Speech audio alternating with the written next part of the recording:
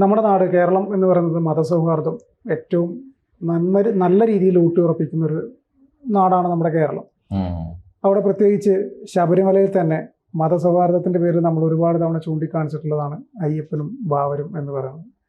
ലോകമൊട്ടുക്കും അറിയുന്ന ഒരു കാര്യമാണ്. അവിടെ വാവരിന് വേണ്ടി ഒരു വാവര് നട, ഒരു വാവര് സ്വാമി എന്നാണ് പറയുന്നത്. ഒരു ചെറിയ ഒരു പള്ളിയിൽ നിന്നുള്ള ഒരാൾ വന്നിട്ട് അവിടെ വരുന്ന അയ്യപ്പനെ തൊഴാൻ വരുന്ന ആളുകൾ അവിടെയും പോകും, പ്രസാദം വാങ്ങിക്കും. പള്ളിയിൽ നിന്നുള്ള ഒരാൾ അവരുടെ ആ ഒരു വേഷത്തിലാണ് അവിടെ വന്നിരുന്ന് ചെയ്യുന്നത്. പക്ഷെ ഇപ്പോൾ അതിന് വേറൊരു തലമുണ്ട് എന്ന രീതിയിൽ പറഞ്ഞ് ചില ആളുകൾ ഒരു വേറൊരു രീതിയിലേക്ക് അവരുടേതായ സ്വാർത്ഥ താല്പര്യങ്ങൾക്ക് വേണ്ടി ഡൈവേർട്ട് ചെയ്ത് കൊണ്ടുപോകുന്നു എന്നൊരു വാർത്ത വരുന്നത്. മാഷ ശ്രദ്ധിച്ചിരുന്നത്? ഞാൻ കണ്ടിരുന്നു. വലിയ അപകടം പിടിച്ചൊരു ചിന്തയാണത്. എന്താണെന്ന് വെച്ചാൽ, ഒന്ന്, നമ്മുടെ സംസ്കാരത്തിൻ്റെ ഏറ്റവും വലിയ പ്രത്യേകത, ഒന്നുകിൽ ഈ കേരളം ഇന്ത്യക്ക് തന്നെ മാതൃകയാകുന്നത് നമ്മൾ കലഹിക്കുന്നവരല്ല, സമാധാന പ്രിയന്മാരാണ്, ഒരുമിച്ച് കഴിയുന്നവരാണ്, എല്ലാം പങ്കിടുന്നവരാണ്. ഇപ്പോൾ എന്തെല്ലാം നമ്മൾ സംസ്കാരം എന്ന് പറയുന്നത് അങ്ങനെയല്ലേ.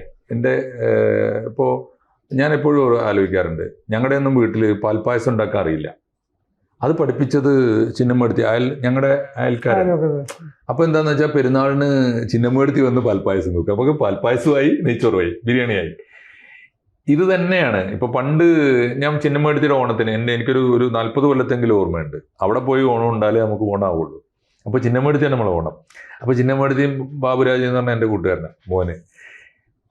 അത് വിശുദ്ധമായൊരു ഓണാട്ടോ. കാരണം എന്താ വെച്ചാൽ, ചിന്നമ്മടുത്തി ഈ മോഡൻ എന്ന് പറയും, ഈ കരനെല്ലില്ലേ, അത് വിതച്ചുണ്ടാക്കി അവർ തന്നെ കൊയ്ത് കുത്തി ഉരലിൽ കുത്തിയെടുക്കുന്ന അരി കൊണ്ടാണ് ചോറ് വെക്കുക. അവർ നട്ട് നനച്ച പച്ചക്കറിയാണ് വെച്ച് തരിക. അവർ നട്ട വാഴയുടെ ഇലയാണ് വെച്ച് തരിക. അതൊരു ഭയങ്കര സാധനമാണ്, പ്രകൃതിയാണ് പൂർണ്ണമായിട്ടും. അപ്പോൾ അവിടെ ഞാൻ എപ്പോഴും ഓർക്കാറുണ്ട്, ഈ ചിന്നമ്മടുത്തിയുടെ വീട്ടിൽ പണ്ടൊക്കെ ഈ ഇലയുടെ അറ്റത്ത് കുറേ പച്ചക്കറി ഉണ്ടായിരുന്നുള്ളൂ. ഇടയ്ക്കെപ്പോഴോ വെച്ചിട്ട് വന്നിട്ട് ഞാൻ പോലും അറിയാതെ, ചിന്നമ്മടുത്തി അറിയാതെ, ബാബു അറിയാതെ ഒരു കൊല്ലം, ഏതോ ഒരു കൊല്ലം എനിക്ക് ഓർമ്മയില്ല, പെട്ടെന്ന് പൊരിച്ച കോഴിയുടെ കാല് വരാൻ തുടങ്ങി. ഇതേത് വേദം നോക്കിയിട്ടാ? ഇതിൻ്റെ അർത്ഥം എന്താണെന്ന് വെച്ചാൽ, ഞങ്ങളുടെ വീട്ടിൽ ചിക്കനൊക്കെ ഉള്ളത് കൊണ്ട് ഞങ്ങളെ കുട്ടികളൊക്കെ വിളിച്ച്, മുസ്ലിം കുട്ടികളൊക്കെ വിളിച്ച് സദ്യ വിളമ്പി തരുമ്പോൾ ചിന്നമ്മടുത്തിക്ക് ഒരു സന്തോഷം. അവർക്ക് ഒരു ചിക്കനും കൂടി കൊടുത്തൂടെ, ചിന്നമ്മടുത്തിക്ക് കഴിക്കാം. അപ്പോൾ എന്തായെന്ന് വെച്ചാൽ, ആരോട് ചോദിച്ചിട്ടാണ് നമ്മുടെ ഓണസദ്യയിൽ ചിക്കൻ ഫ്രൈ വന്നത്? അത് ഇങ്ങോട്ടേ ഉള്ളൂ മാഷ, ഞങ്ങളങ്ങോട്ടില്ല. അല്ല, ഞാൻ പറയുന്നത് അത് മനുഷ്യർ കൂടി പാർക്കുന്നിടത്ത് അതുണ്ടാവും. ഈ കേരളത്തിലെ എവിടെയെങ്കിലും എന്തെങ്കിലും കുഴപ്പമുണ്ടെങ്കിൽ ഞാൻ ശ്രദ്ധിച്ചത്, പ്രത്യേകിച്ച് വർഗീയമായ ചിന്തയുള്ളത് മിങ്കിൾ ചെയ്ത് ജീവിക്കാത്തടത്താണ്. അതിന് വലിയ പ്രശ്നമുണ്ട്. അത് പരസ്പരം മനസ്സിലാക്കാത്തതുകൊണ്ടാണ്. നമുക്കറിയില്ല അവരെന്ത് പെരുമാറുന്നു, എങ്ങനെ ജീവിക്കുന്നു. അപ്പോൾ ഞാൻ പറയുന്നത്, ഇതാണ് കേരളത്തിൻ്റെ ഒരു കൾച്ചർ. കൊടുക്കുകയും വാങ്ങുകയും എല്ലാം ഷെയർ ചെയ്യുകയും. അത് ഒരുമിച്ച് അധ്വാനിക്കുന്നവർ വിയർപ്പ് പങ്കിടാമെങ്കിൽ പങ്കിടാൻ പാടില്ല, അത് ഒരുമിച്ച് രുചിക്കൂട്ട് പങ്കിടും. നമ്മുടെ നാട്ടിൽ മന്തി എന്ന് പറയുന്ന ഭക്ഷണം എല്ലാവർക്കും ഇഷ്ടമായത് എന്തുകൊണ്ടാണ്? എല്ലാവരും ഷെയർ ചെയ്ത് കഴിച്ചു നോക്കാൻ തുടങ്ങി. അപ്പോൾ കൊള്ളാമല്ലോ എന്ന് തോന്നി കഴിച്ചു, അത്രേ ഉള്ളൂ. അതിനെ ഇപ്പോൾ വേണമെങ്കിൽ സ്വീകരിക്കാം, കഴിക്കാതിരിക്കാം. എന്നെ ആരെങ്കിലും സദ്യക്ക് സൽക്കാരത്തിന് വിളിച്ചാൽ മാഷക്ക് എന്താ ഇഷ്ടം എന്ന് ചോദിച്ചാൽ, എനിക്ക് ഈ മോരുകറിയും ചോറും. അതെന്താ വെച്ചാൽ, മറ്റേത് എനിക്ക് കിട്ടാത്തൊരു സാധനമല്ല. അപ്പോൾ എനിക്ക് കിട്ടാത്തത്, അല്ലെങ്കിൽ കുറെ കൂടി നല്ല വെജിറ്റേറിയൻ സാധനമാണ് ഇഷ്ടം. അതല്ല ഷെയർ ചെയ്യേണ്ടത് പരസ്പരം. ഈ ശബരിമല അതാണ്. ശബരിമല ലോകോത്തരമായൊരു ദേവാലയമാണ്. ഞാൻ ഒരുപാട് രാജ്യങ്ങളിലെ പള്ളികളിൽ പോയിട്ടുണ്ട്. നിങ്ങൾക്ക് ലോകത്തിലെവിടെയും കാണാൻ പറ്റില്ല. ഒരു പള്ളിയിൽ ആലോചിച്ച് നോക്കൂ, 41 ദിവസം വ്രതം എടുത്തിട്ട്, കറുപ്പ് ഉടുപ്പ് കൊടുത്തിട്ട്, തലയിൽ ഇരുമുടിക്കെട്ടും കെട്ടിയിട്ട്, സ്വാമി ശരണം ശരണം പൊന്നയ്യപ്പ എന്ന് വിളിച്ചുകൊണ്ട് കാല് കഴുകി മനുഷ്യന്മാരൊരു മുസ്ലിം പള്ളിയിലേക്ക് കയറി വരിക. അതിൻ്റെ മുറ്റത്ത് വലിയ കുളം പോലെ കുഴിച്ചു വെച്ച സ്ഥലമുണ്ട്. അവിടെയാണ് ഈ നാളികേരം കൊണ്ടുപോയി ഓടെ. ഞാൻ കേരളത്തിലെ ദേവാലയങ്ങളൊക്കെ സന്ദർശിച്ചപ്പോൾ ഞാൻ കണ്ട കാര്യം, ശബരിമലക്ക് വരുന്ന അയ്യപ്പന്മാർ 2 ദേവാലയത്തിൽ വിഘ്നമില്ലാതിരിക്കാൻ വേണ്ടി നാളികേരം ഉടക്കും. ഒന്ന് ഞങ്ങളുടെ കാടാമ്പുഴ ഭഗവതിയുടെ ക്ഷേത്രം, അവിടെ ദേവിക്ക്. അത് കഴിഞ്ഞാൽ പിന്നെ മല കയറുന്നതിന് മുമ്പ് അയ്യനെ യാതൊരു അപകടവും ഇല്ലാതെ കാണാൻ വേണ്ടി എരുമേലിയിൽ വാവരുടെ പള്ളിയിലാണ്, മുസ്ലിം പള്ളിയാണ്. അതിനെല്ലാ സൗകര്യങ്ങളും, അവർ വരുന്ന എല്ലാ മനുഷ്യർക്കും ഇവർ അയ്യപ്പൻ്റെ ശരണമാണല്ലോ വിളിക്കുന്നത്, പള്ളിയാണല്ലോ, ആ ചിന്ത അവിടുത്തെ മുസ്ലിങ്ങൾക്കില്ല.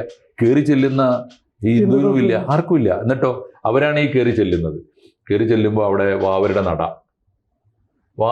എന്ന് പറഞ്ഞാൽ മുസ്ലിം കുടുംബം പ്രാകൃതമായ എന്താ വെച്ചാൽ ഏതോ കാലത്തെ ഒരു മുസ്ലിം കുടുംബത്തിൻ്റെ ആചാരമാണത്. അവരവിടെ വന്നിരിക്കുന്നു, പ്രസാദം കൊടുക്കുന്നു. ഒന്ന് ആലോചിക്കൂ, ലോകത്തിലെ ഏതെങ്കിലും ഒരു ഹിന്ദു ദേവാലയത്തിൽ ഒരു മുസ്ലിം പുരോഹിതൻ വന്നിട്ട് ഒരു മുസ്ലിം ചരിത്ര പുരുഷന്റെ പേരിലുള്ള ഒരു നട, അവിടെ ഒരു മുസ്ലിം പുരോഹിതൻ വന്നിരുന്ന് പ്രസാദം കൊടുക്കുക. നമുക്ക് ലോകത്തിൽ അഭിമാനത്തോടെ പറഞ്ഞൂടെ, ഇതാണ് ശബരിമല, ഇതാണ് എൻ്റെ നാട് എന്ന് പറയണ്ടേ? അതിന് അവിടെയാണ് ഈ കലഹം ഉണ്ടാക്കുന്നത്. വാവര് ആരാണ്?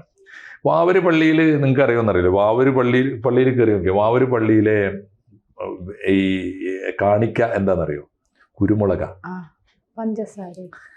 പഞ്ചസാര ഉണ്ടോ നിനക്ക്? കുരുമുളക് ഉണ്ട്. അതിന്റെ കാര്യം എന്താണെന്ന് വെച്ചാൽ, ഇതിന്റെ കാര്യം എന്താണെന്നറിയോ? സത്യത്തിൽ ഒരു കാലത്ത് വാവർ ഈ അയ്യപ്പസ്വാമി എന്ന് പറഞ്ഞാൽ നമ്മുടെ മലയോരത്തിന്റെ നാടുവാഴിയായിരുന്നു.